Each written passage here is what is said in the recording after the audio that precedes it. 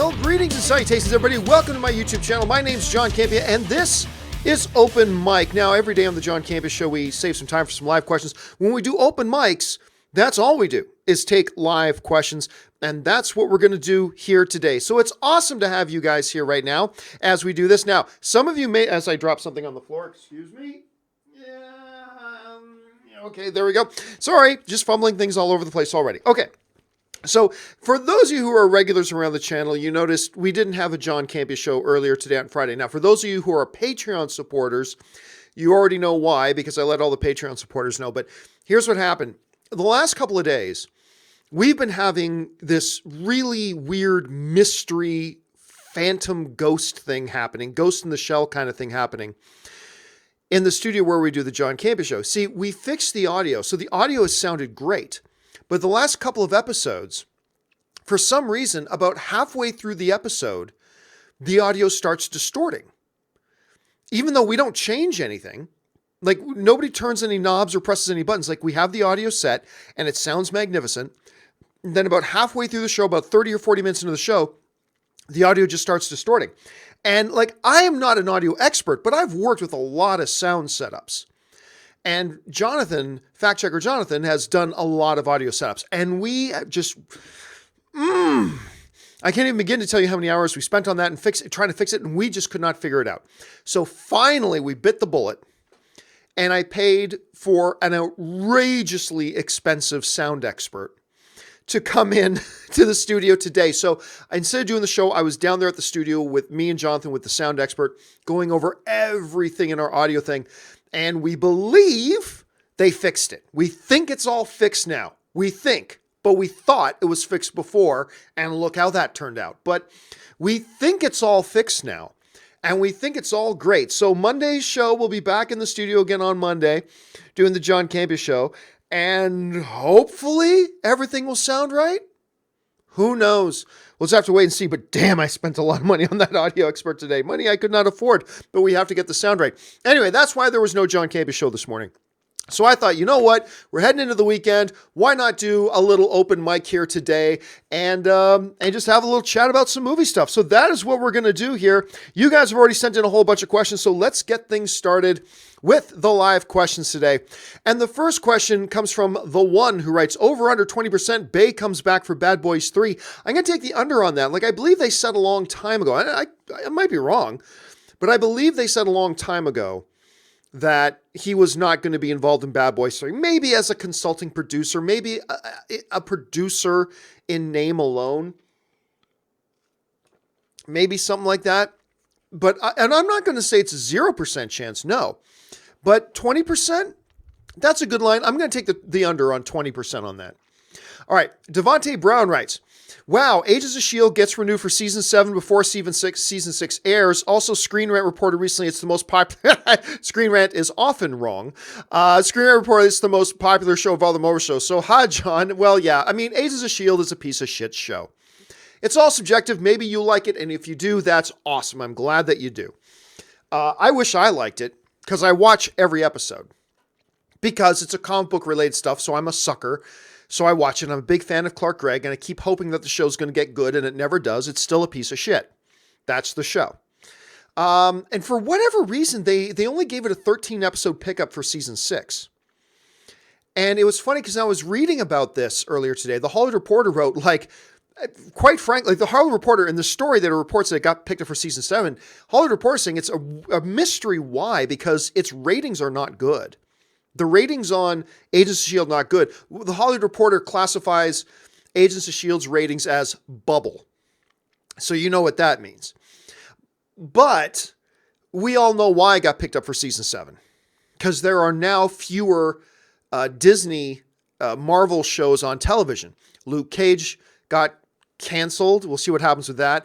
Iron Fist got canceled. Defenders is canceled. They've already said they're not going to do another Defenders. So suddenly now there's a whole hell of a lot less Marvel TV on. So they did put in an order for another shortened half season of Agents of S.H.I.E.L.D. So instead of, their regular 22 episodes, Season 6 is going to have 13 episodes. Season 7 is going to have 13 episodes. So look, here's the thing. I'm happy for anybody who is insane enough to like that show. And again, I'm playing with you. It's all subjective. But I'm happy. I'm honestly happy for anybody who likes the show, because there's no skin off my nose if it gets renewed for 10 more seasons. If there are people who like it and they get to have more of it, that's good in my books. I'm super happy about that. Doesn't mean I change my mind. It is a piece of shit show. It doesn't mean I have to watch it, even though I make myself watch it anyway. But no, legitimately, I'm really like for instance, Brooklyn Nine-Nine, the one with Andy Samberg. I actually don't like that show, but I was really happy for people who did when it got renewed. And I'm not a fan of Agents of S.H.I.E.L.D. Everybody knows that. But you know what? I am legitimately happy for all of you guys, for those of you out there who do happen to like the show. I'm really excited for you. I'm happy for you that you're going to get more of it instead of this BS half season, 13 episodes of season 6. At least now they're going to give you another 13 episodes for season 7, despite the fact that it is a bubble rating show. But hey, it is what it is. All right. Where are we? Sharan Aurora writes, "Hey, John, I know you're a fan of Dungeons & Dragons. I am indeed. So I recommend a brand new anime called Goblin Slayer, inspired by Dungeons & Dragons and other tabletop games." Here's the thing, though, Aran. By the way, I will probably check it out. I think I've heard somebody else talking about Goblin Slayer. But here's the thing. It doesn't matter if it's inspired by Dungeons & Dragons. A movie is not Dungeons & Dragons. Even if you call the movie Dungeons & Dragons. Dungeons & Dragons is a role-playing game. Now, you can make a movie called Dungeons & Dragons, but it's not Dungeons & Dragons. Dungeons & Dragons, when you sit around a table with a bunch of friends, you got your character sheets, you got your dice, you got your drinks, and you go off on this epic adventure together. So just because I like that game does not mean I'll like a narrative movie, even though it's kind of based on the game. It's not the same thing. And you don't have to look any further than that old Dungeons & Dragons movie they tried doing before. However, take the Dungeons & Dragons part out of it. I've heard somebody else talk about this Goblin Slayer. As long as it's a good show, man, it might be something I'm into. Somebody in the chat board, can somebody fire in where Goblin Slayer can be found? Is it a Netflix show? Is it a show? Is it a TBS show? I mean, I have no idea where that is, but I'd love to hear more. So just share it in the chat board, everybody. So everybody who might be interested in this Goblin Slayer will know where to find it, including this guy right here. All right. Let's check out Jonathan1996, who writes, "Just watched Castaway for the first time." Oh, nice catch. Nice catch. For the first time, I loved it. The movie actually makes you care about the volleyball. Wilson! Seriously, Castaway is a really, really special movie. It's a special movie. And you know, there is a part in Castaway that is one of the most meaningful moments in any movie I've ever seen in my life. And it's near the end of the movie. I think Tom Hanks is in his hotel room and he's got his friend there with him. His real friend, not the volleyball. And I believe, I can't remember the exact wording of the conversation, but it's basically like, how did you survive? How did you keep going, you know, when you were stranded on that island? And Tom Hanks recounts how oftentimes everything looked bleak and perilous, but it felt like every day the tide would wash up something on the beach from the FedEx plane that went down, and in it was something that was useful to him, that changed his circumstances and would help him survive, right? So with that context of the movie in mind, Tom Hanks says, and I'll explain why this is so meaningful to me here in just a second. Tom Hanks says, and I'm paraphrasing a little bit, but he says something very close to this. He says, "I just kept breathing. I just told myself to keep breathing because no matter how dark everything seemed, you never knew what was going to wash up on the shore tomorrow. You never knew what was going to wash up on the shore tomorrow." And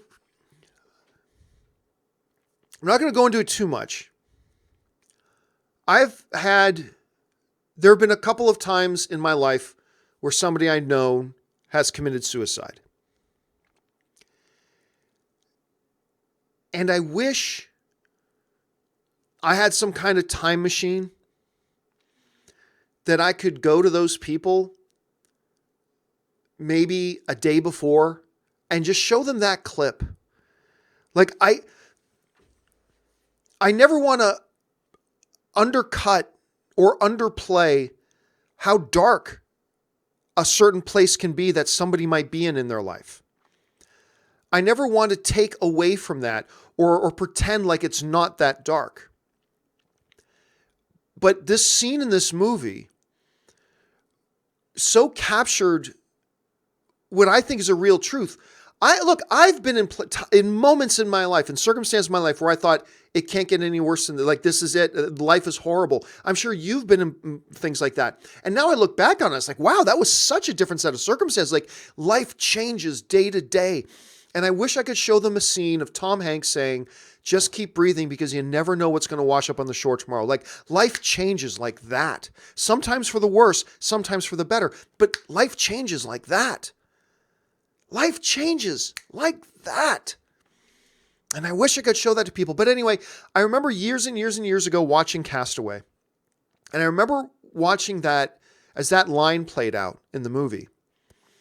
And promising myself, like I've never been in a place where I've thought about ending my own life or nothing like that. But I've been in dark places, like life sucks, and been like really down and whatever. And I remember watching that and always promising myself, I will always, no matter how bad things seem in my life,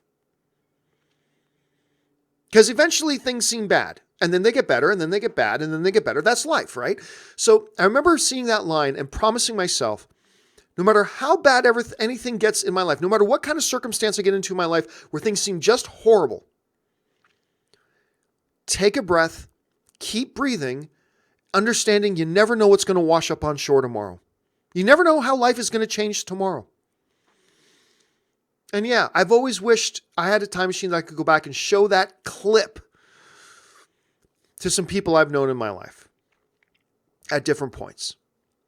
But anyway, sorry, I've gone on a way. It's a very special movie. I'm not that level alone. I think Castaway is a very special movie. I'm glad you had a chance to see it, and thank you for sharing that. All right, Nosferatu writes, I guess dumb doesn't have a time limit. Somebody wrote that the other day. What was the topic? So that was in one of the emails from one of the shows yesterday or the day before. I can't remember. It might have been about the Oscar thing. I think somebody wrote, I guess dumb doesn't have a time limit. And I'm only going to go out on a limb, Nosferatu, and guess that you're talking about the Agents of S.H.I.E.L.D. question that came earlier. But, or maybe that was you, Nosferatu, who wrote that in the email. I don't know. But yeah, I love that saying though. I remember I read that in the email. It's like dumb doesn't have a time limit. I want to make a t-shirt that says that. That'd be great. All right. Grandmaster writes, fun fact about John Campea and ladies. Everybody loves Ladybird. John hates it. Most people hate lady killers. John likes it a lot. Interesting. Yeah, it's true. It's true. I am one of the few people on the planet, one of the few sane people on the planet who saw Lady Bird for the boring, nonsensical dreck of a film that it is. But no, honestly, like everybody loved the film and that's great. But that's the thing about the subjectivity of film. That means you're going to many, many times in your life come across a movie that everybody else loves, but it doesn't work for you, or a movie that you absolutely love that nobody else likes. That's what the subjectivity of film is. You have at least 10 to 20 of those films, maybe 50 or 60 of them. I have at least 10 to 20 of those films that I totally love that everybody else hates, or films that I totally hate that everybody else loves, but everybody has those. That's the subjectivity of film. But it's true, Lady Killers, speaking of Castaway, with Tom Hanks, Tom Hanks, J.K. Simmons, I think Jamie Foxx. It's a Coen Brothers movie, and a lot of people didn't like it. It's not my favorite Coen Brothers movie by any stretch of the imagination, but I did get a big kick out. Waffles, good madam, we need waffles forthwith. I don't know why. That movie kills me. It has stuck with me. And I wish I liked Lady Bird so I could be on the popular train with everybody, but I'm never going to be dishonest about my opinion. I couldn't even get all the way through Lady Bird. I thought it was boring as hell. But everybody else loves it. So when people ask me, John, do you think I should see Lady Bird? I'll say, well, I didn't like the film, but you probably should check it out because just about everybody who's way smarter than me does like the film. So I don't like it. Understand that.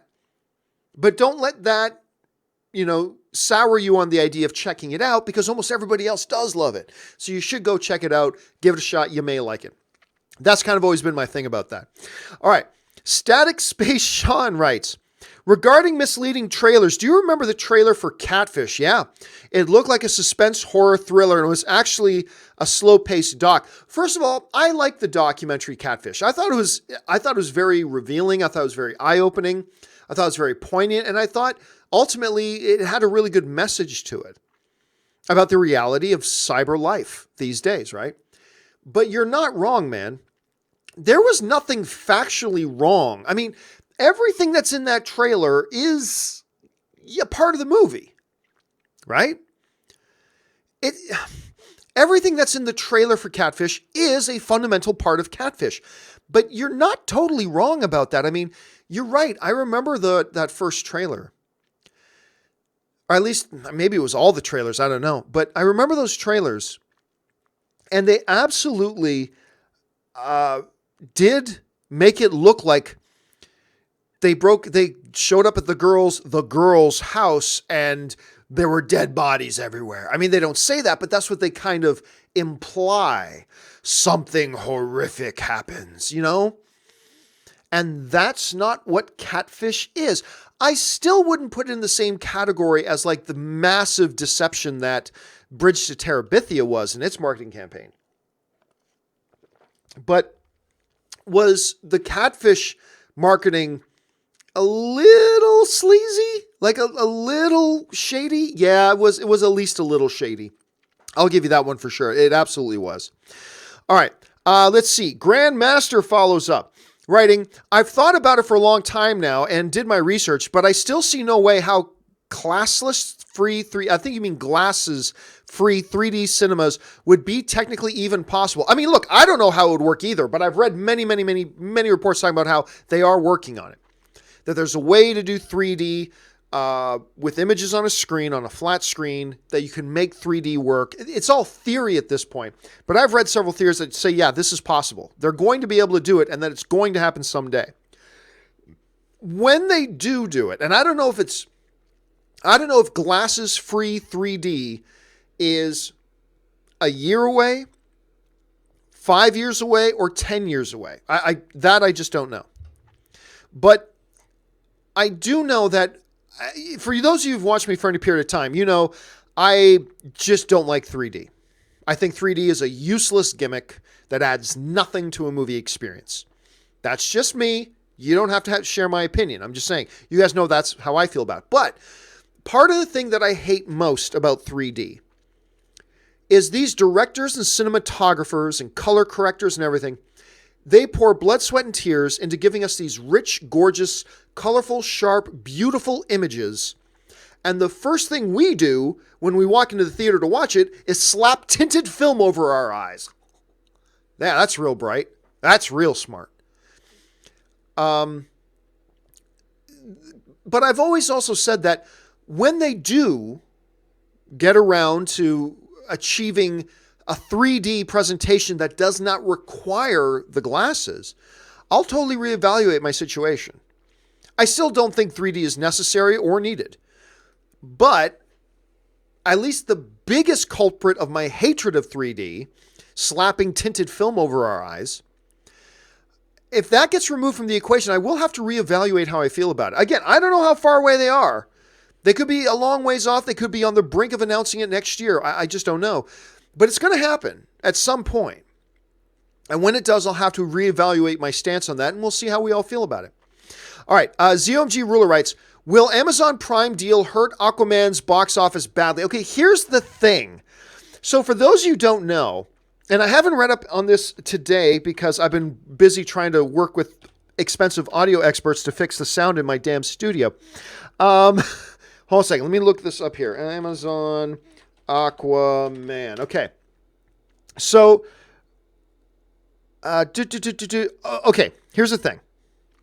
There are a bunch of websites that are reporting that Amazon Prime members are going to be offered the opportunity to see Aquaman 5 days early. Like at screenings across the country, like 5 days early, right? Now, here's the one problem with that. Now, this very well could be true. This absolutely could be true. There are underlying reasons here why this could absolutely be a true thing. However, you know how I always tell you guys, when you read a story, don't just read the story, look at what the source of the story is. Like Screen Rant may write about it, but who's Screen Rant's source? I remember who was the guy, Hugh Jackman. It was the day before they were going to do a big presentation at D23 about Lion King. And Screen Rant ran this story that confirmed Hugh Jackman is going to be the voice of Scar. Obviously, that didn't actually happen. But Hugh Jackman is going to be the voice of Scar. And they ran it and everybody else ran with it. Well, when you look for the source, Screen Rant got that story from some little obscure blog that couldn't have had more than a dozen people reading it a year. But they saw it on some obscure little blog and ran with it as their headline. And then because Screen Rant ran that as a headline, everybody started running with it as a headline. Anyway, and obviously that didn't turn out to be true. Hugh Jackman is not the voice of Scar. Anyway, I'm always telling you guys, look for the source, look for the source. And when you see all these stories online about how, look, I'm looking at PC Magazine, Daily Express, Screaming, all these places have this story. When you look at all the stories, say, well, where do they get this from? Where's this story coming from? The story actually they all get the story from the exact same place. It's a website called, and I've never heard of it. You've probably never heard of it. They've all gotten it from this website called Re-Release News. It's what it's called. Re-Release News is the name of it. It's got a little WordPress. It's even still have the WordPress. It's got the WordPress label on the bottom. It's on a little WordPress blog. And they're all sourcing. This site I've never heard of, you've never heard of, but some site ran Amazon Prime members are going to get to see Aquaman first and everything. Now, that very well may be true. Rereleasenews.com may be right. I mean, they could absolutely be right. But, again, I'm just saying, I'm certainly not saying it's not valid. I'm just saying, when you actually look at the source and you realize where this is all coming from, did this come from Amazon? No. Did it come from Warner Brothers? No. Did it come from one of the major trades like Hollywood Reporter? No. Did it come from Variety? No. Who did it come from? It came from rereleasenews.com. Did they verify it? Nope, nobody verified it. So all I'm saying is there is a possibility this story may not be true, but it very well could be true at the same time. But it might not be. Let's just not get ahead of ourselves. So, for the sake of argument, though, let's assume for a moment that the story is true. All right? Let's assume that for a moment that the story is true, which it very well could be. And I'm kind of hoping that it is because I'm an Amazon Prime member. I would have loved to see Aquaman even earlier. Anyway, would the Amazon Prime deal hurt Aquaman's box office badly? Here's the thing. Look, I do not believe that Amazon Prime has done screenings like this before, and I do not believe they are free. I think you still have to buy your tickets. I believe you still have to buy your tickets. I do not think it's a free night out. But you have to be an Amazon, I believe, and I could be wrong, but I believe, because I think I went to one of these Amazon Prime screenings for Jumanji, Welcome to the Jungle, and I had to pay for my ticket. I believe that people still have to buy their tickets. It's just that as an Amazon Prime member, you get the opportunity to go see it 5 days early. You got to buy your ticket, but you still get to see it before everybody else. So whatever those numbers are, it will count towards Aquaman's box office. It may not count towards Aquaman's opening weekend box office. It might hurt the perception of its opening weekend box office numbers, but it's overall the most important number, the overall box office number, that those numbers should contribute towards it. So theoretically speaking, ZOMG Ruler, no, this Amazon Prime thing with Aquaman should not hurt Amazon or Aquaman's box office at all. It'll actually contribute to it. I don't think it counts, nor should it count, nor will it count towards its opening weekend numbers, but that's irrelevant. The real important thing is what does Aquaman's overall box office end up being when it's all said and done? And yes, these screenings will count towards that. So no, it's not going to hurt its box office, if I'm not mistaken. And I've been mistaken before, but I don't think I'm wrong here, but I could be. Dakota Barber writes, saw Widows today, really loved it. Acting was solid top to bottom. Opening sequence hooks you in, and the film is a slow burn. By the end of I felt burn was worth it. Nice surprise too. Major wreck for sure. I don't know what wreck means, but yeah, I was supposed to go see Widows 2 nights ago, but I couldn't go. Last second, I couldn't go, which sucks. So I am planning on going to go see Widows tonight. I'm going to go out and see Widows tonight. I've been looking forward to this thing ever since they first announced it. Just when they announced the cast and the filmmakers behind it and what the basic story was, I was totally on board. Then the trailer came out, and the trailer was fantastic. I was totally hooked again. And everybody I know who's seen it has said they've really enjoyed it. So thank you for sharing your thoughts on that, Dakota. Hopefully I'm going to be able to see it myself tonight.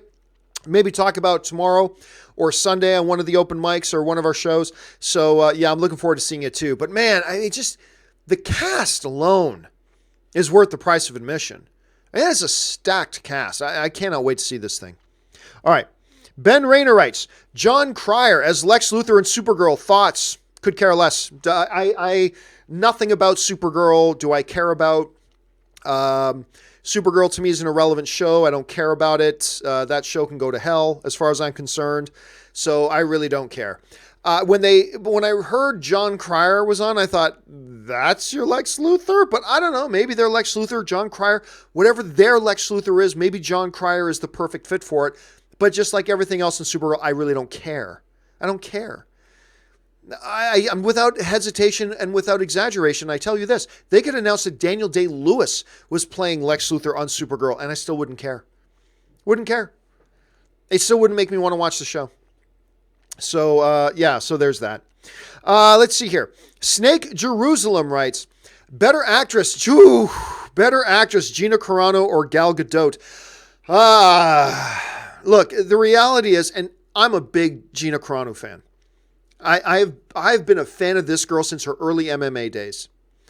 I thought she was, for how they used her, I thought she was great in Deadpool. I liked her in her appearance in Fast and the Furious. Haywire was a good movie. Not that her performance made it a good movie, but there were a lot of good directing, good story, good supporting performances made Haywire a good movie. And Gina Carano didn't ruin it, so there's that. And I'm a big Gina Carano fan. But it doesn't matter that I'm a big Gina Carano fan. It doesn't matter that I've had maybe a little bit of a crush on her in years past. It doesn't matter that I think she's great and all that kind of. It doesn't matter. She's not a strong actress. She's just not. But that doesn't mean that she can't be used really effectively in a movie, right? So, look, the job of a director is to get the most out of their actors that they can. And sometimes that means getting an actor in your hands who brings certain strengths to the table, but also certain weaknesses. And the job of the director is to highlight their actors' strengths while hiding their weaknesses. James Gunn did a magnificent job of that with Dave Bautista in his Guardians of the Galaxy films. He really played everything to Dave's strengths. And Dave is one of the most likable guys in Hollywood, so it's super awesome to see that. I think Soderbergh did that, or failed to do that. I think Soderbergh failed to do that with Gina Carano in Haywire. He allowed her weaknesses of an actress to be highlighted. And that was unfortunate. Now, you take a movie like Deadpool, and there's certain things that Gina Carano can just bring to the screen, and they totally highlighted those things without calling on her to do any heavy lifting as far as the acting was concerned, right? And so, she's great in Deadpool. Not a great actress, but great in Deadpool. And I was super happy to see it because I love Gina Carano. Gal Gadot, I believe, is very much in the same boat. I believe, just like Gina, I believe there are certain strengths she brings to the table that in the hands of the right director who knows how to accentuate the strengths and hide the weaknesses, let the strength of the story and the surrounding cast carry the weight of the other stuff, That's why you get a magnificent director like Patty Jenkins, who's able to make Wonder Woman work. But then you look at almost every other movie that Gal Gadot has been in, and they haven't been able to hide her weaknesses. Look, the fact of the matter is, neither of them are very strong actresses. Neither of them are very strong actresses. I will say this. I will slightly give the edge to Gina Carano, only because Steven Soderbergh tried giving her heavy lifting acting to do. And while I do not think she succeeded, you could at least see that, hey, maybe she didn't score a 90, but hey, she scored a 30 out of 100. I mean, at least there's that. We haven't seen, Patty Jenkins never gave Gal Gadot any heavy acting scenes to do in Wonder Woman, heavy dialogue or anything like that. So I don't know. Look, the fact of the matter is, I think both of these actresses have some real strengths that they can bring to the screen. But I also think both of these actresses, when it comes to pure thespianism, a Meryl Streep, neither of these two are. I'll just leave it at that. So for now, I'll give the slight edge to Gina Carano. But hey, it's really, ultimately, it's kind of a coin toss. But hey, look, that doesn't mean that Gina or Gal can't become great actresses. You know, I say this all the time. I used to think that Channing Tatum was the single worst actor in Hollywood getting work. I used to say that all the time back in my movie blog days. I thought Channing Tatum was the single worst actor getting work in Hollywood. But guess what? He worked and he worked and he worked and he worked and he trained and he trained and he trained and he trained and he worked hard. He busted his ass and blah, blah. And he got better and better and better and better. And now this actor that I thought was the worst actor in Hollywood is now an actor I get excited about seeing on screen. And there is nothing stopping a Gina Carano or a Gal Gadot from becoming that exact same thing. If they work hard and bust their ass and train and get instruction and work hard, nothing says that 4 years from now, we can't be in the same situation. Because damn, I used to dog on Channing Tatum. I'd be like, why the hell is this guy getting work? He's terrible. Like, I just thought he was awful, and he was awful. He was awful. But he's not now. Now I legit get excited to see him in movies because I think he's legitimately grown and developed to the thing. Nothing says that neither Gina nor Gal can do the same thing. Both of them could be. So, hey, whether they do or not, we'll have to wait and see. Grandmaster writes, Walt Disney won 26 Oscars during his career. Yeah, there's a little bit of an asterisk on that. Walt Disney won 26 Oscars during his career. I truly believe that record is for eternity. Do you see someone to challenge this monumental achievement? I'll be honest with you, Grandmaster, I don't consider it to be all that monumental. Because I think it's like sports stats. Sometimes a guy has a stat, but commentators say, yeah, but you got to put a bit of an asterisk on that because of reasons A, B, and C. Walt Disney, I believe it was, you might be right, it might be 26. 26 Oscars, but you got to put a bit of a asterisk beside that. Because you know what? Not all Oscars are created the same. You know? The Best Director Oscar is way more important than Best Hair and Makeup Oscar. I'm not downplaying hair and makeup people, not at all. But I think even hair and makeup people say, well, the director of the film, the person who's responsible for the entirety of the motion picture, their job is more important. That's the more important award. It is. I'm not bashing on hair and makeup at all. I'm just saying clearly the director Oscar is far more important than hair and makeup, right? A lot of Walt Disney's, first of all, there's a bunch of Walt Disney's Oscars that don't even exist anymore today. Like, there was an Oscar category that he won a couple of Oscars for called Best To Reel Short Film. And not real, R-E-A-L, but like a physical film reel, R-E-E-L. Best Short To Reel Film. Like, you know what? Let me actually look this up. Hold a second. And on top of that, Walt Disney Oscars. Oscar wins. Okay. So I'll search that up. But not only that, but like a ton of his Oscars were for Best Short Film and Best Short Animated Film. It's like, okay, yeah, those are Oscars. They're real. What was the name of that? Oh, yes. Best Short Subject to Reel. And oh my God, like I thought maybe one or two. There's like 1, 2, 3, 4, 5 of those Oscars were for Best Short Subject to Reel, as opposed to Best Short Subject 3 Reel or Best Short Subject 1 Reel or whatever. So, short,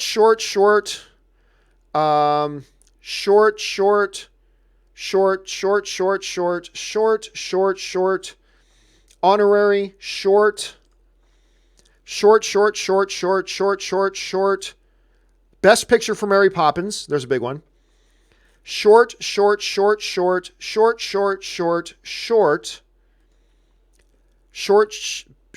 reel, short.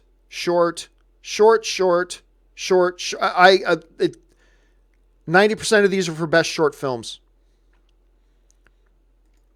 Out of all of his Oscars, best 1969 best animated short film, best 1959 live action short film, 56 documentary short film, 55 short film, 54 short film, 54 short film, 54 short film, 53 short film, 52 short film, on and on. At least 20 of them, at least 20 of those 26 were either short animated, short subject live action, or short -2 reel. Yes, Walt Disney has a lot of Oscars. But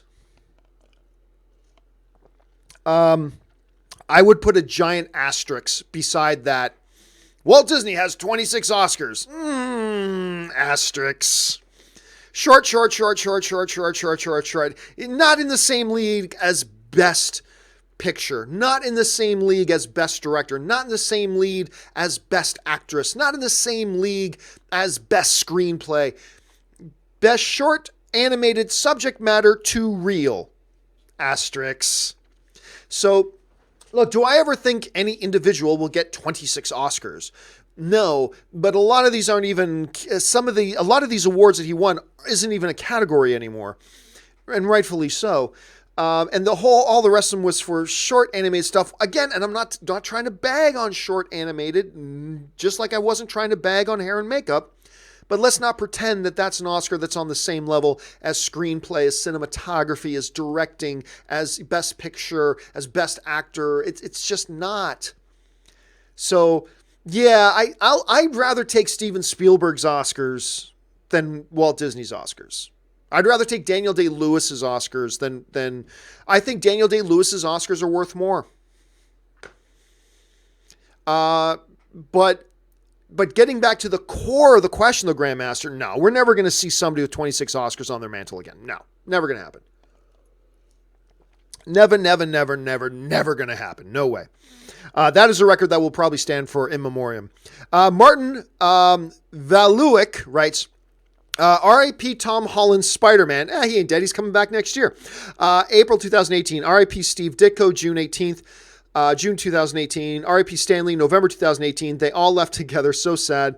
But beautiful at the same time. Gives me the chills thinking about, well, I mean, yeah, Spider-Man was actually dead, but clearly he's not. But that's besides the point. This week has seen a lot of well-deserved praise and adulation for the great Stan Lee. And you know, a lot of people... Here's the thing. A lot of people are like, okay, well, Stan Lee was great, but let's not forget, some of these characters are also created by this person and this person, and that's true, like Ditko and others. But that's not understanding the role that Stan Lee played. Stan Lee wasn't just the comic book creator. He was the captain of the ship. He was the editor-in-chief, the publisher, the whole bit of Marvel Comics in those formative days that shaped the world of comics to what they are today. It was him, not just as his work as a comic book writer. This is work as the publisher, editor, senior editor-in-chief, all that kind of stuff of Marvel. And it's his work in that chair that completely shaped the landscape of what comic book entertainment has become today. That's not to downplay Ditko or any of the other titans. Not at all. But there was something different about Stan Lee and the contribution he made. He was the one steering that ship. And, I mean, again, I want to reference this book that one of you guys recommended that I read, Slugfest, the 50-Year War between DC and Marvel. Read if you really want to understand just how much Stan Lee shaped comic book entertainment and by extension shaped our pop culture. Read or audible that book and listen to that book, man. Because it'll give you a whole new appreciation for Stan Lee. It absolutely will. All right, Carlos Santana writes, can't stop saying to infinity and your mom. That was a very cute little short, right? For those of you who didn't see it, you guys probably know by now that Toy Story 4 had its first little teaser announcement. They called it teaser trailer, but it wasn't a trailer. It was a little announcement video. The very next day, they put out another little video of, what was it? It was Bunny and... Teddy and Bunny. Is that who it was? Anyway, the two characters being voiced by Key and Peele. Now, Key and Peele had this ongoing sketch comedy about these two like valet guys or doormen, and they'd start talking about their favorite movies. The Liam Neesons! Ooh, and they get all funny. So they started doing that with these animated characters, and it was really funny. And they started misquoting To Infinity and the Beyond, right? They each said a different line, and one of the lines was, To Infinity and your mom, right? It was pretty cute. It was pretty funny. And you're right, I've had a hard time, Carlos, getting that out of my head too. All right. Let's see. DC Patience writes, seeing Ralph 2 opening night with our kid, excited. You should be excited. It's a delightful movie. It really is. It is a damn delightful movie. I had such a good time with it. And it gets deep. It gets kind of deep. The message of the movie is a deeper kind of message than I've seen in a lot of these movies. And a lot of these movies have good messages, but the message in this one is very specific, but it also cuts pretty deep. And is applicable not just for kids, but adults and seniors, and it's applicable to all of us. It's a charming movie. It's a delightful movie. If you liked Wreck-It Ralph 1, I'm really, really confident you're going to like Wreck-It Ralph 2. So have a good time, D. I think you're going to enjoy it. All right. Ricardo Ramirez writes, are you planning to watch Narcos Mexico on Netflix? Yeah, I got to watch that. I thoroughly enjoyed Narcos Season 1 and Narcos Season 2. Little bit bummed out that Pedro Pascal is not going to be the lead guy in it, but hey, whatever. You got Diego Luna, you got Michael Pena. If it's the same showrunners, I'm not sure if it is, but I'm guessing that it is, then yes, I absolutely have to watch. Now, I am still behind. I'm getting caught up on my television, but I'm still behind. Am I going to be able to jump all over it the moment it drops? No. But I am definitely going to be watching Narcos Mexico. Absolutely. Absolutely. And if for no other reason, I mean, Diego Luna, Michael Pena, I love these guys. Very excited to watch it. All right. Ben, how about the role? Diego Luna, he's got, his own Star Wars series coming. Pedro Pascal is now in The Mandalorian. There's a whole Narcos to Star Wars movement happening. I wonder if Michael Pena will be next. We'll have to see. All right. Ben Hayusa writes, watched Fantastic Beasts last night. Sorry, John, but it really bored me to death. Oh, that's too bad, man. I like most Harry Potter films, but this didn't do it for me. I was close to napping during. See, I think it's one of the better Harry Potter universe movies. Not the best. I certainly thought it was better than the first Fantastic Beasts. I think it's definitely the darkest one they've done. But I said in my review, while I and Cody both really enjoyed it, I said right away, this is going to be a little divisive amongst Potter fans. And I'm not going to say for the reasons why, because that would be spoiling things. But Ben, you've seen the movie. You could probably understand why. And you're experiencing why. You're one of the people who doesn't like it. I predicted coming out that I thought this movie was going to divide Potter fans. I think there are definitely going to be heavy Potterheads like Cody who would like it, and he loved it. But I also believe there are going to be heavy Potter fans that don't like it. There are certain elements about this film that are going to divide people.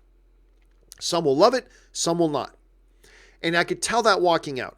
But I clearly fall on the side of the road with a bunch of people that like it. I thought it was solid. I was actually very impressed with the direction they went. Couple of big glaring weaknesses, and I talked about those in my review, so I won't go over them again. But there were a couple of big problems I had with the film, and I talked about that in my review. But yeah, overall, I was very impressed with the film, personally. But hey, it's not for everybody, man. It's not for everybody. Clearly, you didn't like it as much as me, and that's the subjectivity of film. Thanks for sharing your thoughts, Ben. All right. Paul, where do we go? Wow,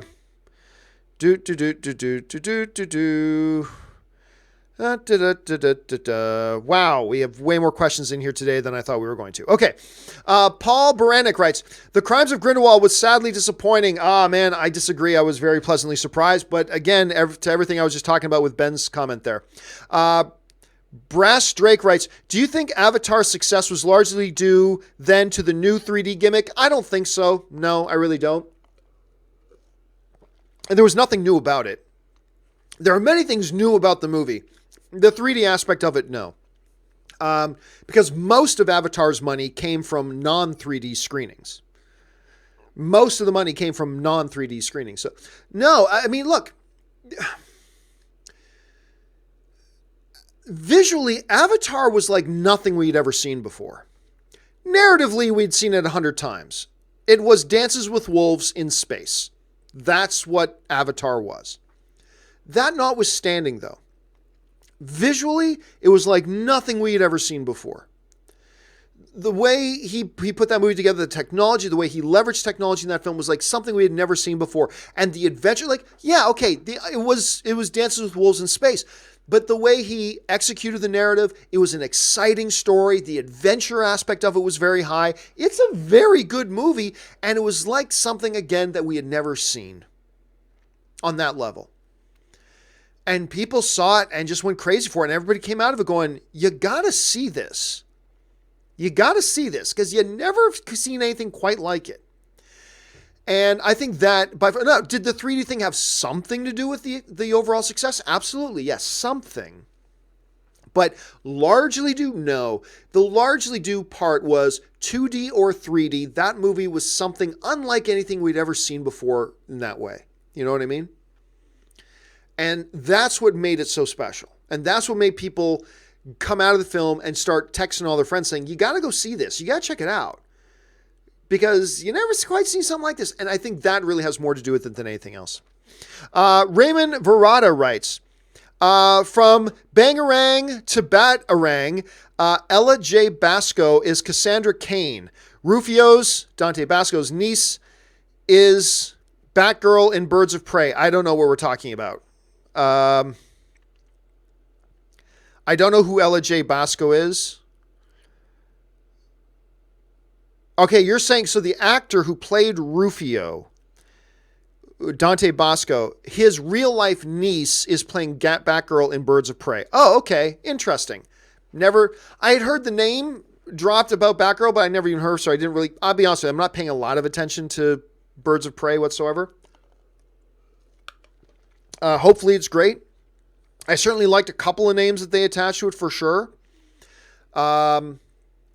But yeah, so that's an interesting connection there, Raymond. I had no idea she was Rufio Banger. I had no idea she was Rufio's niece. Thanks for bringing that up. Good trivia right there.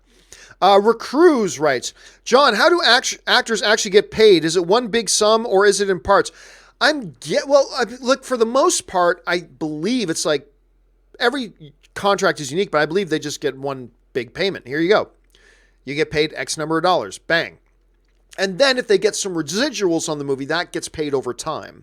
But I believe, if I'm not mistaken, and I'm not an actor, so I've never collected a paycheck. But I believe like the actors I know, when they've done certain jobs, they just got their checks. Now, if they're in a TV series, that's probably different. But I believe if they're in a movie, they might get broken up. It's like, hey, you'll get so much halfway through shooting, so much at the completion of shooting, blah, blah, blah. But generally speaking, they just get paid. It's not like, we'll pay you, $10,000 a month for the next 5 years. I don't think it's anything like that. Residuals is something different, but I believe, basically speaking, they just get one payment. That might be broken into two, like maybe midway, one at the completion of production. But for the most part, yeah, one or two checks, but no, it's not spread out over time. But again, every contract, I'm sure, is different. All right. DC Patience writes, our little girl saw Coco for the first time last week. Oh my God. OMG, it's so wonderful. Beautiful movie and family message. Actually great for Thanksgiving. I couldn't believe how much I liked that movie. I could not believe how much I loved that movie. Because I said, I know, I remember when I saw that movie, I said, look, I know as much about authentic Mexican culture as I think like Taco Bell is authentic Mexican cuisine. You know what I mean? I know nothing about authentic Mexican culture. But even I, who knows nothing about authentic Mexican culture, even I watched that movie and you could just feel the authenticity of it, right? And I remember my friend Dorina, who is Mexican, just like lauded about how much she loved the real, how true to the culture it is and all that kind of stuff. And that's great to hear. But as somebody who didn't even realize that, I could feel the authenticity in it, you know? And I was grinning like a freaking idiot and getting tears kind of welling up, not crying, but tears starting to build up in my eyes. Everything with Mama Coco, and oh my God, it's so sweet and funny and charming. And I didn't think the marketing looked all that great. I didn't think that, I wasn't super excited for this movie. I thought the trailer's like, yeah, this looks a little bit weird. I don't know. But then I saw it and like, whoa. I was kind of overwhelmed by it. And I remember I saw it when Ann was out of town. And as soon as Ann got back, I said, we got to see Coco. Because I know you're going to love Coco. I took her to see Coco, tears, and she was weeping and crying and all that kind of.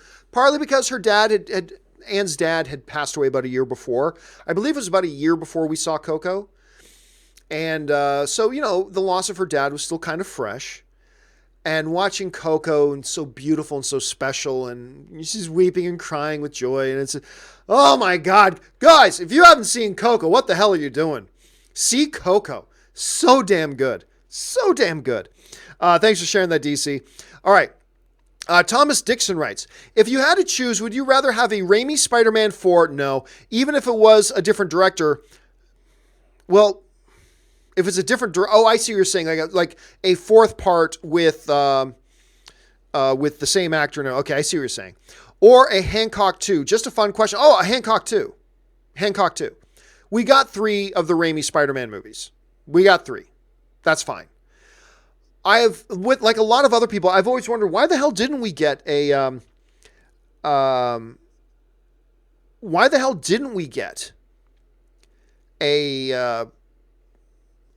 Hancock 2? It made money. It's pretty good. Yeah, third act was a little bit weak. I mean, it was a weak third act, but overall the film was pretty good. I've never really understood fully why we never got a Hancock 2. I really didn't. I always kind of wish we had gotten one. So yeah, if the Hollywood gods were to descend down from Mount Hollywood and come appear before me and say, John, you can either have a 4th installment of the Sam Raimi Spider-Man series or Hancock 2. Oh, I wouldn't even give them time to finish the sentence. I'd say, Hancock 2. Yeah, go. Hancock 2. Give me that Hancock 2. That's what I would take easily, because we got 3 of those Spider-Man movies. And 2 of them were great. But we've got 3 of them. So yeah, give me Hancock 2. ZMG Ruler writes, saw the Grinch. It's basically Despicable Me. I don't know. I don't know about that. I enjoyed the Grinch. Look, you could look at, and you could say Despicable Me is basically 15 other movies, right? There are common themes and elements in a lot of films. I never got a sense coming out. Are there thematic similarities to Grinch and Despicable Me? Absolutely. I never once while watching the Grinch did I ever start to feel this is just Despicable Me. I never felt that. Never felt that. Now, I didn't have very high expectations. You guys know I didn't have very high expectations for the Grinch. I liked it more than I thought I would. Is it as good as Jim Carrey's The Grinch? No. Is it as good as the original animated Grinch? No. But is it worth seeing? I think so. I had enough smiles and chuckles and laughs throughout it that it ended up being pretty entertaining. Had some weaknesses. Yeah, is it great? No, not great, but it's pretty good. But all I can say is that my experience, UMG Ruler, was different than yours. I never once throughout that film thought, this is just Despicable Me. I never felt that. Never felt that. But you did, and that's not to discredit you, how your reaction to it was. It's just that we had different experiences with it. All right. Sasuke Kucha writes, Hey, John, I've thought about something and I'd like to have your opinion on it. Do you think Doctor Strange survived the snap by going to the astral plane? No, he seemed to dust. He didn't disappear going into an astral plane. He dusted. I mean, it was very clear. It's like he dusted. He didn't disappear in an astral plane blast of light. Now I've gone to the astral plane. No, he just dusted. He just dusted. And I believe, didn't the first Doctor Strange, correct me if I'm wrong, didn't the first Doctor Strange basically establish that if you die in the astral plane, your body dies. But if your body dies, you're dead in the astral plane. Right? Because the moment, remember, Doctor Strange and the Ancient One were talking in the astral plane. And the moment her body died on the operating table, she disappeared. So, but look, the simplest answer here is the easiest one. We saw how everybody looks when their bodies just dusted and disappeared. That's what happened to him. So no, I don't think he survived it. Let's see here. Where are we at? We're at Izzy Alonso writes, have you seen The Chilling Adventures of Sabrina? I watched the first 5 minutes of episode 1. I thought, this looks dumb. Click, and I turned it off. So I'm not saying the TV show is bad because I haven't watched it to say it's bad. It just, nothing about it appeals to me. So, and I've got too many other things that do appeal to me that I'm way behind on watching. So I'm not sure why I would add a show that has no appeal to me whatsoever to my list. So I'm not saying it's bad. It might be great, but it just doesn't look like it's for me. So no, I haven't seen it other than a few minutes of the opening episode. The one writes, your opinions on the Draymond Green and KD drama. Well, I think it's the thing. You know what? Tony Kornheiser, one of the great ESPN commentators, he said this. I think this is what Tony Kornheiser said. I think that KD is absolutely one of the best basketball players in the world. And he is. Kevin Durant is one of the best basketball players in the world. But, says Tony Kornheiser, I don't necessarily think he's a very good teammate. And I'll tell you what, Draymond Green got the short end of the stick. He got a 1-game suspension. I don't know. My opinion of Kevin Durant seems to drop more and more. I used to love that guy, and I still like him. He's an amazing player. He's the best player on the Golden State Warriors. But, yeah, I got to wonder if he's a very good teammate. But, we'll have to see. Rufino Salazar Jr. writes, when are you watching Narcos Mexico? Not for a while. Probably at least not for a couple of weeks. I got too many other things I got to get caught up on. But I'm hoping to watch it soon. Like I said, I've liked the series so far. I love the new cast. I'm hooked. I want to see it, but probably not imminently. It's coming. Not like months from now, but not right away. I just don't have time. Ivan Pietro writes, Creed, La La Land, and Spider-Man 2. These are all movies I find myself watching over and over again. What are movies that you watch often? Well, I mean, obviously, I'll bypass the obvious ones. Star Wars, Lord of the Rings. I watch these all the time. I mean, I don't know, man. I'll be honest with you, Ivan, there's a lot of movies I go back to and watch a ton. Now, probably the two movies I've watched most in the past 10 years are Galaxy Quest and Zoolander. But there's a big asterisk, kind of like the Walt Disney thing. There's a big asterisk beside it. The big asterisk is, for a long time, I just got in the habit of watching. When I go to sleep, I'd put on Netflix and play Zoolander and fall asleep. Not because Zoolander is boring, I love Zoolander, but because I know it so well. I know I could recite the whole movie verbatim. So my mind kind of turns off as I have it on, and I fall asleep after about 5 minutes starting. And then I did the same thing with Galaxy Quest. And I've done the same thing for, what was the third movie? Mystery Men. I've done that to Mystery Men too. So yeah, probably the 3 movies I've watched the most in the last 10 years are Mystery Men, Galaxy Quest, and Zoolander, but not because I'm sitting at home on a Friday night saying, I'm going to pop on Zoolander. No, it's because I've been laying in bed popping on just so I can fall asleep to it. So that's a little bit of an asterisk, but I have a lot of movies that I go back to and watch. When I like a movie, I will watch it at least once a year. Some movies every couple of years, but if I really love a movie, at least once a year, I'll find myself watching it. So, yeah. Other than, I mean, I know that's not a specific answer, but I can't really give a specific answer per se. But yeah, Creed, big rewatchability. La La Land, big rewatchability. Spider-Man 2, I used to think that was the best comic book movie ever made for a time. Great movies to rewatch. Huge rewatchability for all those. Factual opinion writes, we all have a mediocre show we are willing to watch. Well, that's true. That's true. Agents of S.H.I.E.L.D. speaks to that. You know what? There's a show that I watch really regularly, which is unlike any other show that I watch. Chicago PD. It's an NBC show. I don't watch any of the other Chicago shows. I don't watch Chicago Fire, and I don't watch Chicago Med, but I watch Chicago PD. I don't know why. It's a mediocre show. And it's not like any of the other shows I watch. And yet, for some reason, I find myself watching every new episode as it comes out. So, yep, factual opinion, you're absolutely right. We all have a mediocre show that we are willing to watch. Recruz writes, John, did you hear Travis Knight is rumored to direct Guardians Volume 3? I don't know how I feel about this because I've not actually seen any of his movies, although I've heard they're supposedly great. Well, I mean, there's one movie, and that's Kubo and the Two Strings. The other movie hasn't come out yet, and that's Bumblebee. I'll tell you what. First of all, let's keep in mind it's rumored. But let's go with it for a second. Okay. If Bumblebee comes out and crushes it, and I don't mean makes big money at the box office, I mean they crush it quality-wise. If he crushes it with Bumblebee, then the world is going to open up for Travis Knight. The world is going to open up for him. Because he crushed it with Kubo and the Two Strings, making a great movie that everybody loved. If he can outdo that with a big blockbuster property like a Bumblebee in the Transformers universe, and if he can do that and crush that, the world, dare I say, the galaxy is going to open up to him. The notion of a Travis Knight directing a Guardians of the Galaxy Volume 3 is intriguing to me right now. Right now, as we speak, that's a very intriguing idea. I like it. If we see Bumblebee and he crushes it, I'm going to be bonkers for it.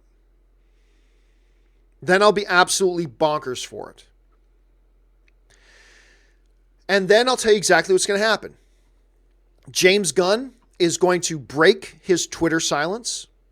He'll get on Twitter and he'll say, Travis Knight is an exceptional director. I can't imagine anybody being better to take over Guardians of the Galaxy. Can't wait to see what Travis Knight does. I guarantee you that's something I shouldn't guarantee. Nothing's guaranteed. But James Gunn is just the type of class act that if that happens and Travis Knight gets caught, I'm telling you right now, I would put $5 that James Gunn breaks his Twitter silence, gets on Twitter and says, Travis Knight is an awesome choice to do Guardians of the Galaxy 3, blah, blah, blah. He talks to Dave Bautista, convinces Dave Bautista to drop his demands to be let go from his contract, and maybe Dave Bautista pops back up on it. I don't know. We'll have to wait and see. But it opens up a lot of possibilities. But again, we will transform from being really intrigued by the idea of a Travis Knight to, if he crushes Bumblebee, absolutely bonkers for it.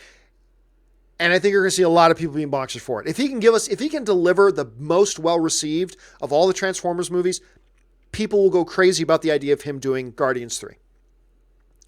And then he's going to have every other studio, every other franchise is going to be offering this guy movies. So let's wait and see. All right. Matt Brown writes, just realized that the final line in Shawshank is, I hope, upon my fourth viewing, of the movie. Wow. Oh, in San Juanejo, is that how you say it? San Juanejo. I'm probably mispronouncing it. San Juanejo. I hope to see my friend. I hope. I'm getting chills, guy. Look at boost, chills. Goosebumps on the arm. Thinking about that movie is so freaking good. That movie is so good. I've lost count. Somebody was asking me earlier, what movie do I watch all the time? Shawshank Redemption is definitely one of them. At least once a year I watch that film. I've seen that film at least 20 times. At least 20 times. I've seen that movie. So good. So good.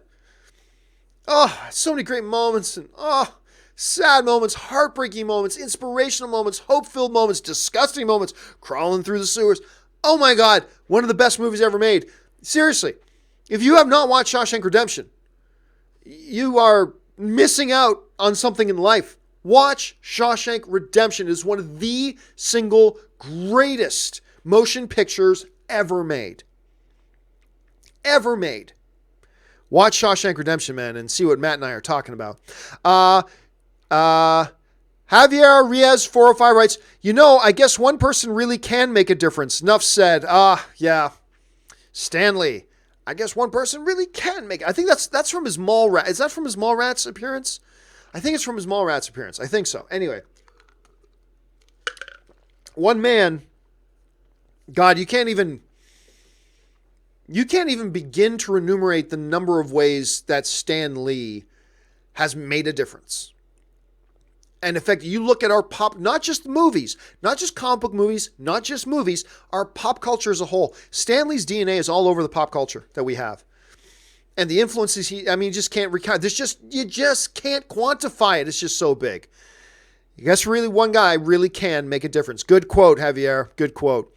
Matt Brown follows up with, you've convinced me to start watching Sons of Anarchy. Right into this world, doom doom, all alone, doom doom. God takes his soul, bum bum. You're on your own, dun dun. The crow flies straight. I get all pumped. I love that show. You've convinced me to start watching Sons of Anarchy. Avatar: The Last Airbender, Seinfeld are my all-time favorite shows. But maybe SOA will win out. Well, it doesn't have to win out. That's the thing. Like, TV is all subjective too. Sons of Anarchy may not become your favorite. You don't need it to become your favorite. I just hope you enjoy it. So yeah, don't go into it expecting or hoping for it to be the greatest, your personal favorite show ever. Just go into it hoping to enjoy it. And that's all I hope for you. I don't need you to like it as much as I do. I don't need you to think it's a top 3 all-time television show like I do. I just hope you have a good time watching it. And I hope you find it compelling and enjoyable and with good characters and good stories. And I hope you get a kick out of it, man. All right, Patrick Conway writes, just saw on comicbook.com that Travis Knight is rumored for Guardians of the Galaxy 3. Grain of salt. Yeah, of course, grain of salt. If true, this makes me more excited for Bumblebee. Well, I don't know that it makes me more excited for Bumblebee. I really don't. If Bumblebee is good, that will make me more excited for the Guardians of the Galaxy news. But right now, Guardians of the Galaxy is just a theoretical thing. No matter what happens with this theoretical Guardians of the Galaxy 3 will not make me more excited for Bumblebee at all. I mean, Travis Knight deserves shots just because of what he did with Kubo and the Two Strings. Right? Not Bumblebee.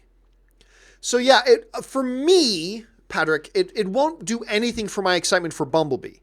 How Bumblebee turns out will have a great deal to do with my excitement for Guardians of the Galaxy 3 if it turns out to be true that Travis Knight is indeed being looked at to direct that film. Not the other way around. A Guardians of the Galaxy theoretical news will not make me more excited for a real tangible movie that's coming out in about a month. As opposed to seeing that movie, that could get me excited for this future movie with Guardians of the Galaxy 3. So that's kind of the way my head is wrapping around it, but who knows? Let's wait and see. All right. Luis Garza 1000 writes, have you seen Ariana Grande's impression of Celine Dion? She's actually a fantastic vocalist. I don't care very much for Ariana Grande, to be honest with you. I don't. However, no denying the girl's vocal ability. No denying the girl's vocal ability. She's got great pipes. Girl can sing. I feel the same way about her as I do about, like, say, Christina Aguilera. I don't care for Christina Aguilera that much. Not at all. But I'm no fool. Holy crap, the girl can sing. The girl can sing. I still don't care for her that much, but no, make no mistake about it. You'd be a fool not to acknowledge that girl can sing. I don't care much for Ariana Grande at all, to be honest with you, but you'd be a fool not to acknowledge, damn, that girl can sing. Whew, that girl can sing. Absolutely she can. Let's see. Patrick Conway writes, saw all the Lethal Weapons for the first time. So good. I love the Lethal Weapons movies. You know, and a lot of people poo-poo on Lethal Weapon 3. Hold on a second here. Let me just make sure I got the right one here. The one with Jet Li, the one that really introduced Jet Li to the North American audience. I believe that was Lethal Weapon 3. Anyway, where's my cast for it? Lethal Weapon 3. Am I thinking of the right one, or was it? Or am I thinking of Lethal Weapon 4? Was there a Lethal Weapon 4? Let me just double check here. Maybe it was Lethal Weapon 4 that I'm thinking of. I get my head mixed up here.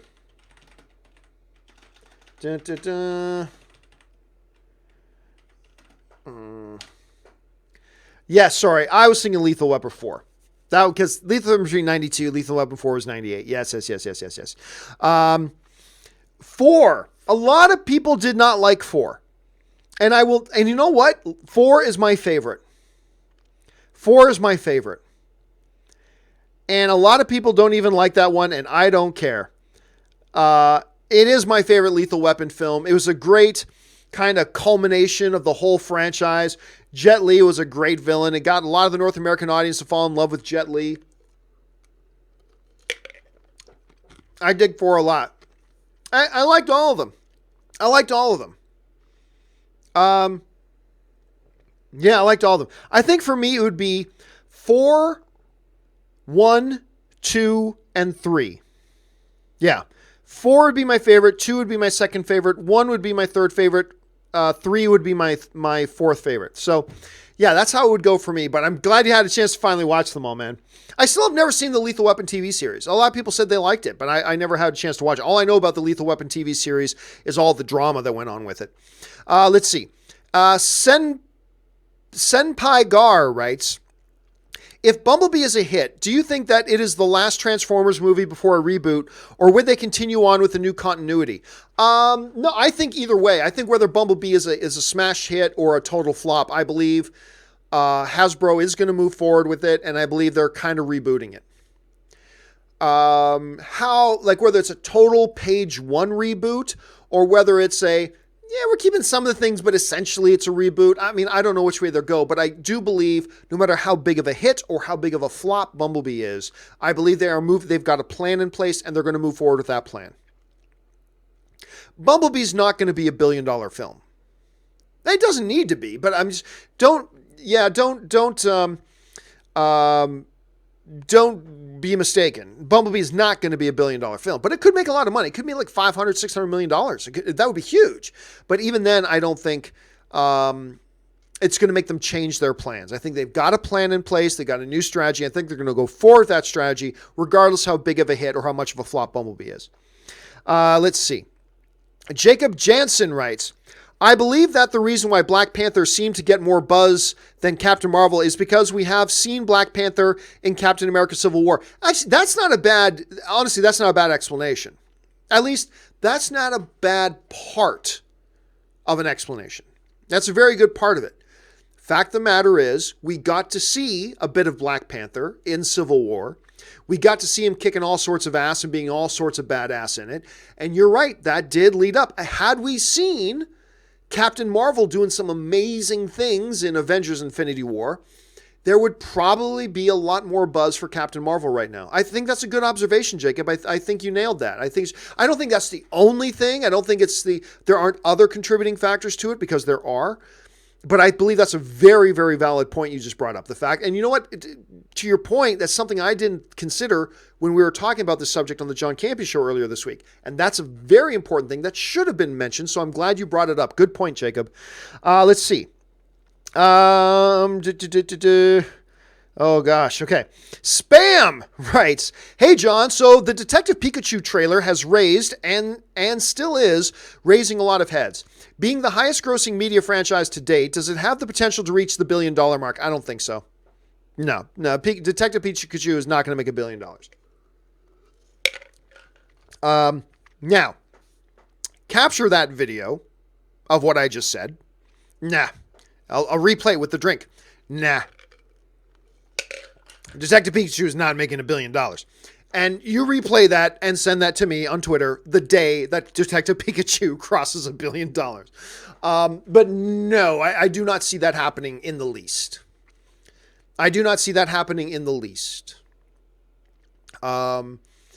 You know what? Dragon Ball and Dragon Ball Z is a huge thing in the world.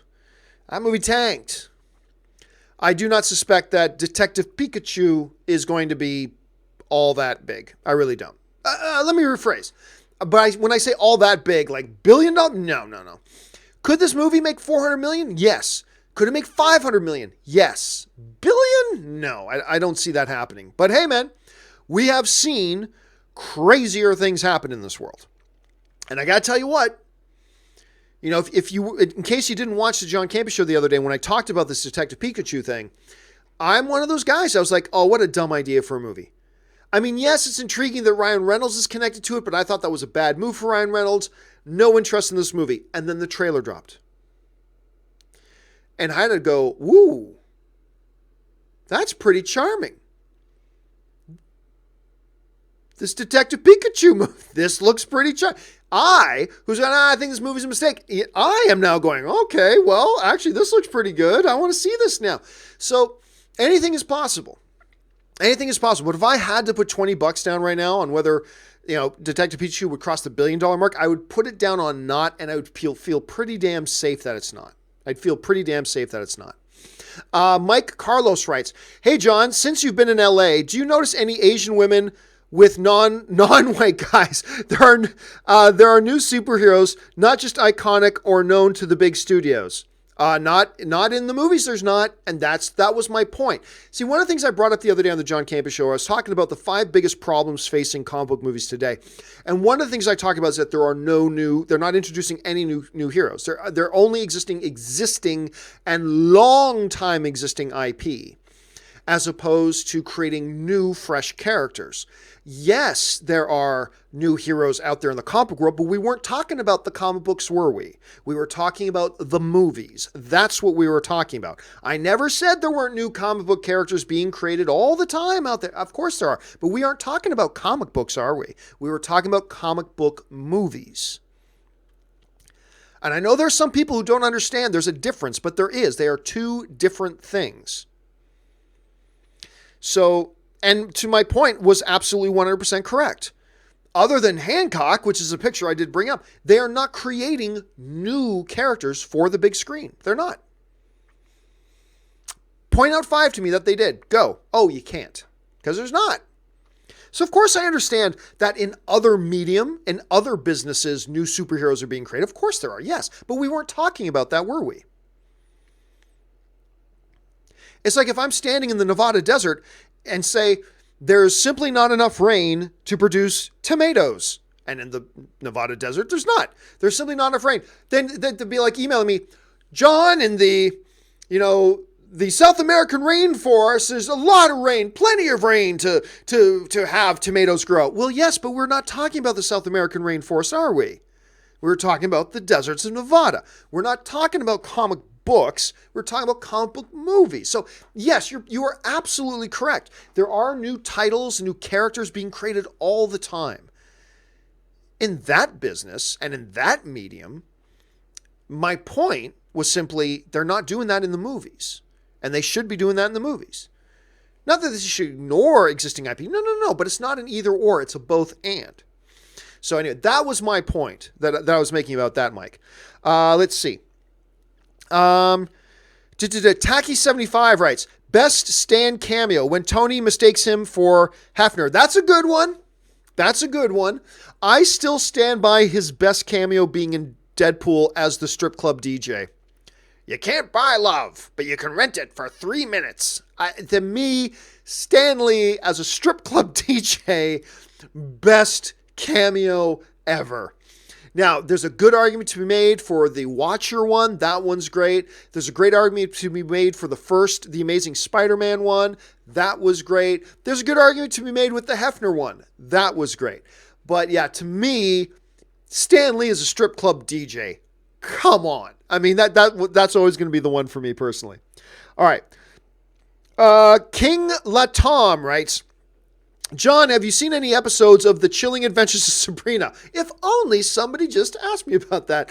I'm almost done binging it. I've enjoyed it thoroughly. Like I already mentioned before, King of Tom, which first of all, I'm glad you're enjoying it. I'm glad you're liking it. I got a couple friends. I've got one friend who did not like it at all, but I've got two other friends who have told me they've really enjoyed it.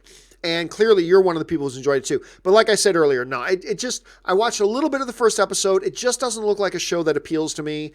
So, and I've got too many shows that do appeal to me that I've never even started watching. And a lot of shows I already watched that I've not started getting caught up on in this new season to add a show that doesn't appeal to me off the top. So no, I haven't seen it. Again, I'm not saying it's bad because I haven't seen it. I can't say it's bad. I just know that it doesn't look like a show that appeals to me. So I haven't checked it out yet. But I'm glad you have, King, and I'm glad you're enjoying it. All right. Ben Rayner writes, Fantastic Beasts spoiler talk. I don't know. The reality is I'm not a Potterhead, right? I don't understand. I've watched all the Harry Potter movies, but I'm not a Potterhead. And I don't really understand the Harry Potter world nearly as much as a lot of other people do. So, I don't think so. I don't think it's what I'm going to do. Unless I get like 50 emails from you guys saying, John, do a Fantastic Beasts spoiler video. Then we'll do one. But honestly, I don't think, not being a well-versed Potterhead, I don't think a lot of people would see a lot of value in me going in depth into spoiler discussion about Fantastic Beasts. Plus, I think it's going to be a divisive movie, so I'm not really sure. So for now, I'm going to say no, Ben. Anything's possible, but for now, I'm going to say no. Aviator 986 writes, John, Bryan Cranston is Stan Lee. What do you think? Well, you all know what I'm going to say. I don't care. Any actor who's a good actor playing a role. Perfect. Is Bryan Cranston a good actor? Yes. So I'd be all for him playing Stan Lee. But I'd also be all for 50 other actors playing Stan Lee if they're good actors. I really don't care about... here's the thing to me. This is my illustration. You know that game, Monkeys in a Barrel, where you get the monkeys shaped with the hooked arms, and you can drop them in and try to get as many monkeys out with the hooked arms, right? I don't care what monkey you pull out of the barrel. I just care that you're pulling out of the right barrel. Let me say that again. When it comes to which actor should play X role, I don't care what monkey you pull out of the barrel. All I really care about is that you're pulling out of the right barrel. So if you get a barrel, hey, really talented actors. If you go to that barrel and you start pulling the thing, then I'll be happy with whoever you pull out. Whether it's Bryan Cranston, I don't care. If it's Bryan Cranston, great. If it's Daniel Day-Lewis, great. If it's J.K. Simmons, great. If it's, I don't know, if it's Michael Shannon, great. As long as it's a good actor, that's all I care about. Dirk Diggler writes, Happy Friday, John. Thank you so much. I miss open mic on with the same time format before it left. Basically, it really helped me to keep my nerves down while driving home from work during rush hour. But I understand why it's not on. Yeah, I mean, I love doing open mic. I miss doing open mic. But I have been doing at least one on the weekends. Have you noticed that? But it's with my new responsibilities. I'm not here at home. I don't have time to do open mic. I have other responsibilities. We're developing, like right now, as we speak, I'm developing 4 new shows. None of them are going to be on YouTube, but I'm developing 4 new shows. And hopefully maybe a year from now, maybe a year and a half from now, one of those shows will pop up on a network. I mean, I don't know, on one of the platforms, whether it's an SVOD or whether it's one of the major streaming services or whether it's on a network on television. I don't know. So hopefully a year and a half from now, you'll see some, or maybe none of them will go anywhere. I don't know. But that's taking a lot of my time. On top of the fact that I've just, the amount of time that goes into the John Campea show is a little more exhaustive. And I just don't have time to do them during the day. So today, with me not doing the John Campea show, an opportunity presented itself to take some time and do an open mic. So I did today, but yeah, I miss it too, man. But who knows? Maybe at some point, you know what I would like to do? I'd like to get it to where my daily schedule gets locked in enough that not only like one open mic on the weekend, I'm hoping that maybe like once or twice during the week, I can go, you know what? I'm going to have everything wrapped up today. I'm going to be home by 4 o'clock today. I can do an open mic today. That's what I'm hoping I get to do. I don't know that I'm going to be able to do it, But there'll always be some open mics. But yeah, I do miss doing them daily too, man. I must admit, I really do. But thank you for sharing that, man. I really appreciate that. Let's see here. Zach, Milne writes, have you watched Roar 1981? Making/idea is fascinating. I'm not. Let me pull it up here because I'm not recalling it. Roar from 1981. No. Nope. I've never seen this movie. A family goes to Africa to meet their father who lives with wild lions. No. Did this thing ever even hit theaters? I don't even know if this thing was ever in theaters. Hold on a second. Let me pull it up. I'll tell you if it's ever made it into movie theaters. Because if it was never in movie theaters, I don't know why I would have ever seen it. Let's see. Roar. Well, Roar made... So no, it was never really in theaters. Roar made $110,000 at the domestic box office, which means it played how many theaters? It played in 19 theaters, not 1,900 theaters, 19 theaters. So no, to be clear, I've never heard of Roar. I've never seen it before, but clearly it made an impact. Clearly you saw it and you enjoyed it, so I'm glad you did, Zach. Let's see here. Brandon Shakur writes, crossing my fingers, DC keeps Viola Davis in Suicide Squad 2. I mean, look, with James Gunn going on board, we do know he's going to make big changes with Suicide Squad. But Waller is, I mean, you got to have, look, almost everybody on the Suicide Squad, you can swap out whatever character. You can put in all new characters, that's fine. But Waller, you got to have Waller, don't you? And why wouldn't you want an Academy Award-winning actress like Viola Davis doing it? Hopefully they were smart enough to have her under contract to sign a 3 or 4 picture deal contract. Hopefully, fingers crossed. So I'm with you, Brandon. My fingers will be crossed that they kept her in there too. I mean, look, it's not going to ruin the movie if they don't have her come back for that, but I think it would be a missed opportunity if they don't. I think, yeah, you got to try to keep her. Brandon Shakur follows up with, Tobias is the shit on Black Lightning. I agree. Oh, absolutely, I agree. One of the reasons I like Black Lightning so much is Tobias Whale is an amazing villain. I love Tobias Whale. What you fools talking about? I love Tobias Whale. I could watch an entire episode of just him sitting down across the table from somebody and talking straight for 1 hour. I could totally eat that up. I love that villain.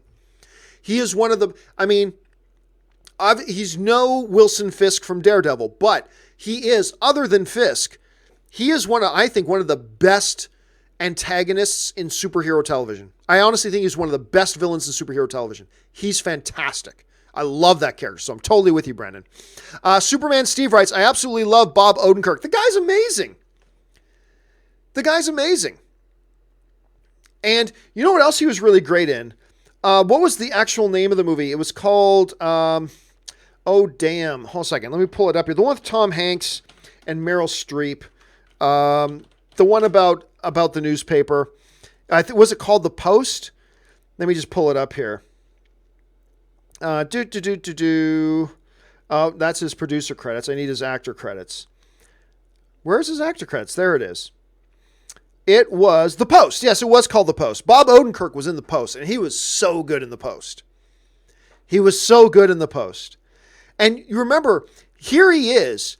You've got this guy, Bob Odenkirk, who's in there acting alongside of Meryl Streep and Tom Hanks, two of arguably the greatest actors in Hollywood history, and he shines.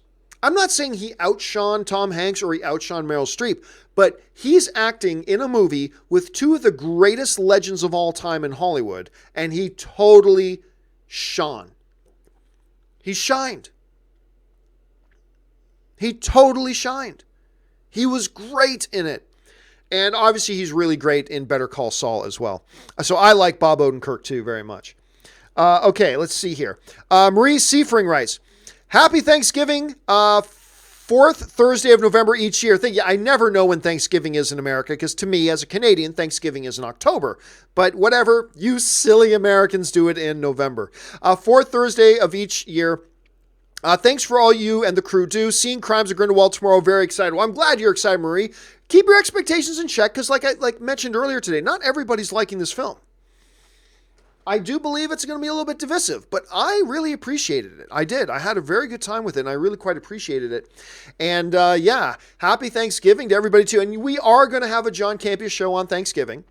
Not from the studio, because I'm going to give everybody the day off, but I'll do a show from home that day. Because like I said, I already had my Thanksgiving back in October, so it's all good. So thank you, Maria. I really appreciate that. All right. Superman Steve writes, John, it's my birthday. Wednesday, your time.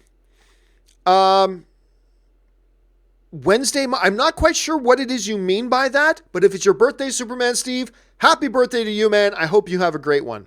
Sasige Kuchia writes, have you seen the trailers for Welcome to Marwin? Marwin, I believe it's Marwin.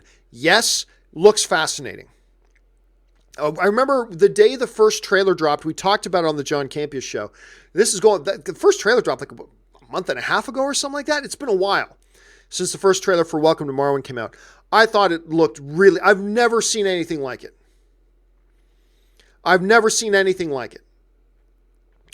And you cannot say that very often in movies.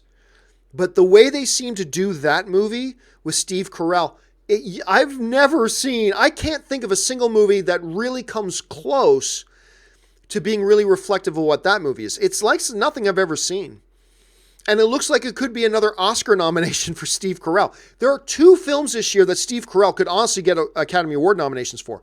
One is Beautiful Boy, and one is Welcome to Marwin. And they both look fantastic, and I cannot wait to see either of them. Sassy follows up with Marwin. Sorry for the... no problem. I understood what you're saying, man. No need to correct yourself. I totally knew what you're going for. And the final question on this long episode of Open Mic today comes to us from Koba, who writes... Saw Crimes of Grindelwald. What? That ending, what? I know, right? I'm not going to say anything, but you know how they had this whole campaign going for protect the secret, don't spoil the movie, right? I'm watching the movie and I was enjoying it, but I'm like, I don't get what all this protect the secret was. And then the ending of the movie happens, and you're like, what? And you just kind of like blow your mind a little bit. So, yes, not going to suggest what it was, but yeah, there you are. Let's see. I said that was the last question. I'll get these last 2. Brandon writes, over under 10%, Vin Diesel says family in the next Fast and Furious. Oh, 10%? Dude, the number, that's 100%. It's 100% that Vin Diesel says family in the next Fast and Furious. 10%? It's absolute guarantee. 10%? What are you thinking? It's 100%.